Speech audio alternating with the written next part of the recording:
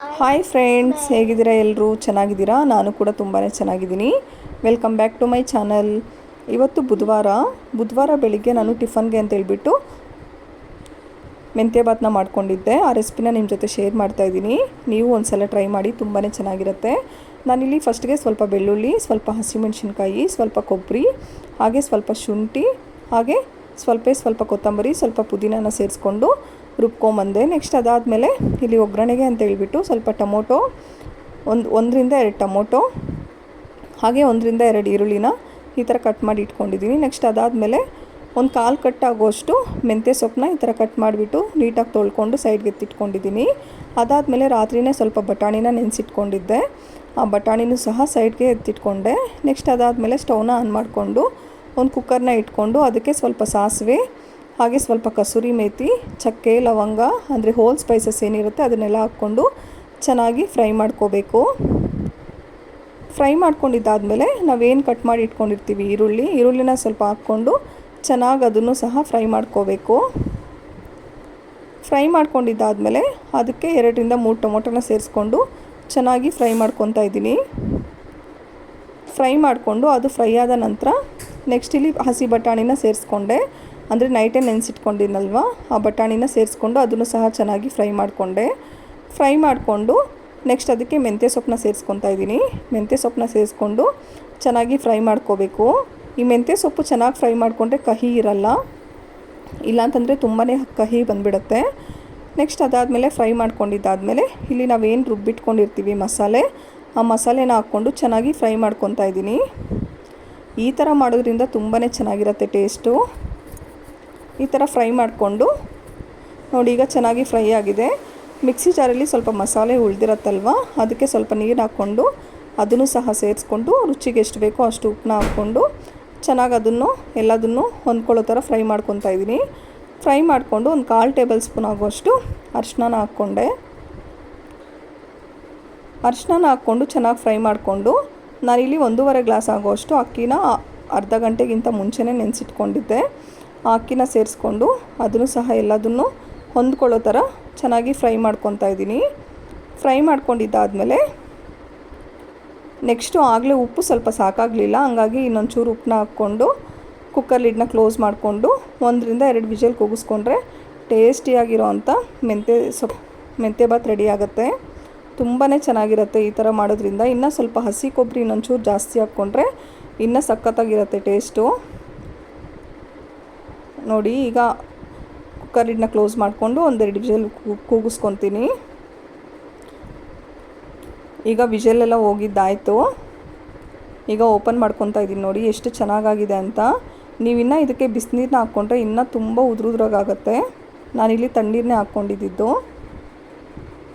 ನೋಡಿ ಎಷ್ಟು ಚೆನ್ನಾಗಾಗಿದೆ ಅಂತ. ಒಂದು ಸಲ ನೀವು ಟ್ರೈ ಮಾಡಿ.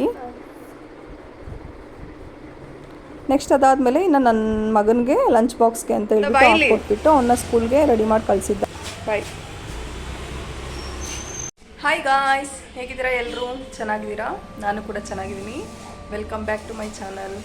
ನಾನಿವತ್ತು ಬೆಳಿಗ್ಗೆನೇ ರೆಡಿಯಾಗಿದ್ದೀನಿ. ಚಾರ್ವಿಕ್ ಸ್ಕೂಲಲ್ಲಿ ಇವತ್ತು ಫಂಕ್ಷನ್ ಇದೆ, ಅಂದರೆ ನಾಳೆ ಇಂಡಿಪೆಂಡೆನ್ಸ್ ಡೇ.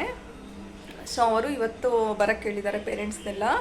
ನಾಳೆ ರಜಾ ಕೊಡ್ತಾರಂತೆ, ಹಾಗಾಗಿ ಸರಿ ಹೋಗ್ಬಿಟ್ಟು ಬರೋಣ ಅಂತ ಹೇಳ್ಬಿಟ್ಟು ಈಗ ರೆಡಿಯಾಗಿ ಕುತ್ಕೊಂಡಿದ್ದೀನಿ. ಈಗ ಹೊರಡಬೇಕು. ಟಿಫನ್ ಕೂಡ ರೆಡಿಯಾಗಿದೆ. ಈ ರೆಸಿಪಿ ನಿಮ್ಮ ಜೊತೆ ಶೇರ್ ಮಾಡಿದ್ದೀನಿ. ಒಂದು ಸಲ ನೀವು ಟ್ರೈ ಮಾಡಿ, ತುಂಬಾ ಚೆನ್ನಾಗಿರುತ್ತೆ ಮೆಂತ್ಯ ಬಾತ್ ರೆಸಿಪಿ.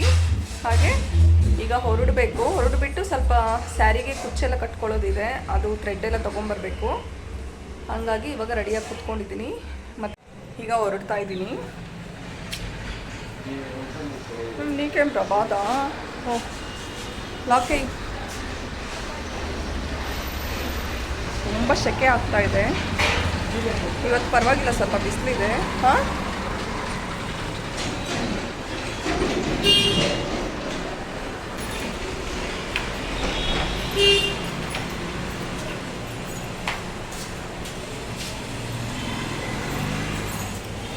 ನನ್ನ ತಮ್ಮನೂ ಬರ್ತಾ ಇದ್ದಾನೆ ನನ್ನ ಜೊತೆ. ಅವನು ನನ್ನನ್ನು ಬಿಟ್ಬಿಟ್ಟು ಬರೋಕ್ಕೆ ಬರ್ತಾ ಇರೋದು ಅಲ್ವೇನೋ ಗೌತಮ್? ಆಯ್ತು ಗೌತಮ್, ಫ್ರೆಂಡ್ಸ್ ಅಂದ್ರಕ್ಕೆ ಹಾಯ್ ಮಾಡೋ. ಅವ್ನು ನಾಚಿಕೆ ಜಾಸ್ತಿ ಫ್ರೆಂಡ್ಸ್. ಅದಕ್ಕೆ ಅವನು ಆಯ್ ಮಾಡಲ್ಲ. ನೆಕ್ಸ್ಟ್ ಇನ್ನು ಅಲ್ಲಿಂದ ಬರೋಷ್ಟೊತ್ತಿಗೆ 2:30 ಆಯಿತು. ತುಂಬಾ ಚೆನ್ನಾಗಾಯಿತು ಫಂಕ್ಷನ್ನು. 2:30ಗೆ ಬಂದು ತುಂಬಾ ಸುಸ್ತಾಗಿ ಹೋಗ್ಬಿಟ್ಟಿದ್ದೆ. ಹಂಗಾಗಿ ಸ್ವಲ್ಪ ಹೊತ್ತು ರೆಸ್ಟ್ ಮಾಡಿಬಿಟ್ಟು ಸರಿ ಇನ್ನು ಅಡುಗೆ ಮಾಡ್ಕೊಬೇಕಾಗಿತ್ತು. ಬೆಳಗ್ಗೆ ಅಡುಗೆ ಏನೂ ಮಾಡ್ಕೊಂಡಿರಲಿಲ್ಲ, ಬರೀ ಟಿಫನ್ ಮಾತ್ರ ಮಾಡಿಕೊಂಡು ಚಾರ್ವಿಗೆ ಲಂಚ್ ಬಾಕ್ಸ್ಗೆ ಅಂತೇಳ್ಬಿಟ್ಟು ಕರ್ಡ್ ರೈಸ್ನ ಕೊಟ್ಟು ಕಳಿಸಿದ್ದೆ. ಹಂಗಾಗಿ ಇನ್ನು ಬಂದು ಇಲ್ಲೆಲ್ಲ ಕ್ಲೀನ್ ಮಾಡ್ಕೊತಾ ಇದ್ದೀನಿ.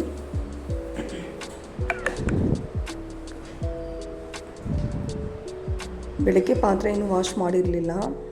ಸೊ ಅಂದರೆ ಸ್ವಲ್ಪ ಪಾತ್ರೆ ವಾಶ್ ಮಾಡಿದ್ದೆ, ಮತ್ತು ಕಸ ಗುಡಿಸ್ಕೊಂಡು ಸ್ನಾನ ಮಾಡ್ಕೊಂಡು ಹೋಗ್ಬಿಟ್ಟಿದ್ದೆ. ಅಂದರೆ 10 ಗಂಟೆಗೆ ಅಲ್ವಾ ಹೋಗಿದ್ದು. ಹಂಗಾಗಿ ಅಷ್ಟು ಕೆಲಸ ಏನು ಮಾಡ್ಕೊಂಡಿಲ್ಲ. ಸರಿ ಇಲ್ಲಿ ಬಂದು ಇವಾಗ ಕೆಲಸ ಎಲ್ಲ ಮಾಡಿಕೊಂಡು ಅಡುಗೆ ಮಾಡ್ಕೊಬೇಡ ಅಂತೇಳ್ಬಿಟ್ಟು ಎಲ್ಲ ರೆಡಿ ಮಾಡ್ಕೊತಾ ಇದ್ದೀನಿ. ಅಡುಗೆಗೆ ಅಲ್ಲಿ ಬರೋವಾಗ ತರಕಾರಿ ನೋಡಿದೆ, ಬಟ್ ಅಷ್ಟು ಚೆನ್ನಾಗಿರಲಿಲ್ಲ. ಸರಿ ಅಂತ ಫ್ರಿಜ್ಜಲ್ಲಿ ಸ್ವಲ್ಪ ಬೀನ್ಸು ಮತ್ತು ಮೂಲಂಗಿ ಇತ್ತು. ಮೂಲಂಗಿ ಮತ್ತು ಆಲೂಗಡ್ಡೆ ಎಲ್ಲ ಹಾಕ್ಬಿಟ್ಟು ಹುಳಿ ಸಾರು ಮಾಡ್ಕೊಬೇಡ ಅಂತೇಳ್ಬಿಟ್ಟು ಎಲ್ಲ ಕ್ಲೀನ್ ಮಾಡಿಕೊಂಡು ರೆಡಿ ಮಾಡಿಕೊಂಡೆ.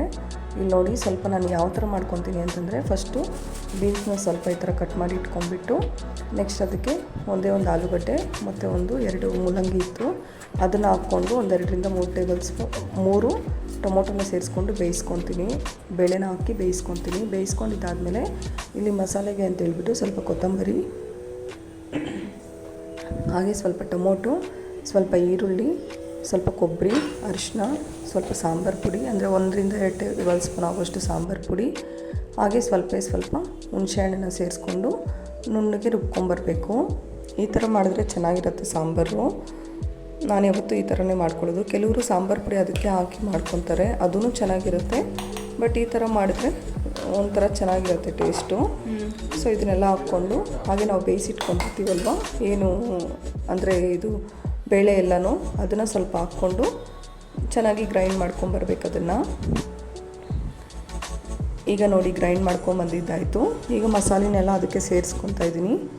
ಸೇರಿಸ್ಕೊಂಡು ಅದನ್ನೆಲ್ಲ ಚೆನ್ನಾಗಿ ಮಿಕ್ಸ್ ಮಾಡಿಕೊಂಡು ನಮಗೆ ಎಷ್ಟು ಬೇಕೋ ಅಷ್ಟು ನೀರನ್ನ ಹಾಕ್ಕೊಂಡು ಮಿಕ್ಸ್ ಮಾಡ್ಕೋಬೇಕು. ಮಿಕ್ಸ್ ಮಾಡ್ಕೊಂಡಿದ್ದಾದಮೇಲೆ ಈಗ ಸ್ಟವ್ನ ಆನ್ ಮಾಡಿಕೊಂಡು ನಮಗೆ ರುಚಿಗೆ ಎಷ್ಟು ಬೇಕೋ ಅಷ್ಟು ಉಪ್ಪನ್ನ ಹಾಕ್ಕೊತಾ ಇದ್ದೀನಿ.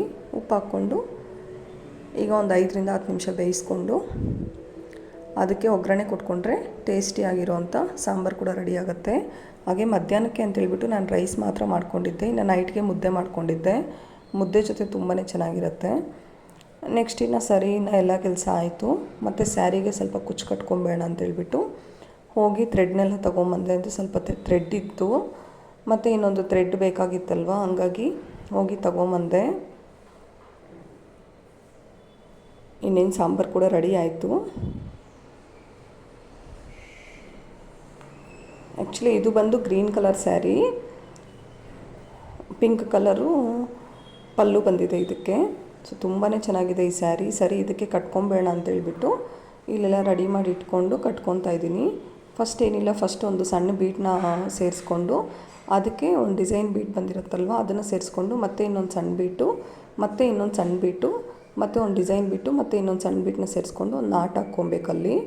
ನಾಟ್ ಹಾಕ್ಕೊಂಡಿದ್ದಾದಮೇಲೆ ಅದನ್ನು ಚೆನ್ನಾಗಿ ಫಿಕ್ಸ್ ಮಾಡಿಕೊಂಡು, ಅಂದರೆ ಚೆನ್ನಾಗಿ ಅದನ್ನು ಈ ಥರ ನಾಟ್ ಹಾಕ್ಕೊಂಬಿಟ್ಟು ಅದನ್ನು ಕಟ್ ಮಾಡಿಕೊಂಡು ನೆಕ್ಸ್ಟ್ ಅಲ್ಲಿ ಕೆಳಗಡೆ ನಾವು ಸೆಂಟ್ರಲ್ಲಿ ಏನು ಬೀಡ್ಸ್ ಇರುತ್ತೆ ಅಲ್ವ, ಬೀಡ್ಸ್ ಮತ್ತು ಸುತ್ಕೊಂಡು ನಾನಿಲ್ಲಿ ಸೆಂಟ್ರಲ್ಲಿ ಈ ಥರ ಕುಚ್ಚನ್ನ ಹಾಕ್ಕೊತಾ ಇದ್ದೀನಿ. ನೋಡಿ ತುಂಬಾ ಈಸಿ ಈ ಥರ ಹಾಕೋದು. ನೀವು ಒಂದು ಸಲ ಟ್ರೈ ಮಾಡಿ, ತುಂಬಾ ಚೆನ್ನಾಗಿರುತ್ತೆ. ನಾನು ಯಾರಿಗೂ ಕೊಡಲ್ಲ, ನಾನು ಮನೆಯಲ್ಲೇ ಹಾಕ್ಕೊತೀನಿ. ಯಾವಾಗ ಫ್ರೀ ಇದ್ದರೆ ಆವಾಗ ನಾನು ಮನೆಯಲ್ಲೇ ಹಾಕ್ಕೊತೀನಿ. ನೀವಿನ್ನು ಬೇರೆ ಬೇರೆ ಡಿಸೈನ್ಸ್ ಕೂಡ ಟ್ರೈ ಮಾಡ್ಬೋದು, ತುಂಬಾ ಚೆನ್ನಾಗಿರುತ್ತೆ. ನೋಡಿ ಈ ಥರ ಕಟ್ಕೊಂಡು, ಅಂದರೆ ಅರ್ಧ ಕಟ್ಕೊಂಡೆ, ಜಾಸ್ತಿ ಏನು ಕಟ್ಕೊಳ್ಳಿಲ್ಲ. ಫುಲ್ಲು ಸ್ಯಾರಿ ಫಿನಿಷ್ ಮಾಡೋಕ್ಕಾಗಲಿಲ್ಲ, ಬ್ಯಾಕ್ ಪೇನ್ ಬಂದುಬಿಡುತ್ತೆ. ಹಾಗಾಗಿ ಸ್ವಲ್ಪ ಕಟ್ಕೊಂಡೆ ಅಷ್ಟೇ. ಫ್ರೀ ಇದ್ದಾಗ ಮತ್ತೆ ಕಟ್ಕೊಂಡ್ರೆ ಆಯಿತು ಅಂತೇಳ್ಬಿಟ್ಟು. ನೋಡಿ ಹೇಗಿದೆ ಅಂತ ಕಮೆಂಟ್ ಮಾಡಿ ತಿಳಿಸಿ ನನಗೆ. ಈ ವಿಡಿಯೋ ಇಷ್ಟ ಆದರೆ ಲೈಕ್ ಮಾಡಿ, ಶೇರ್ ಮಾಡಿ, ಹಾಗೆ ನನ್ನ ಚಾನಲ್ನ ಸಬ್ಸ್ಕ್ರೈಬ್ ಮಾಡ್ಕೊಳ್ಳಿ. Thank you all.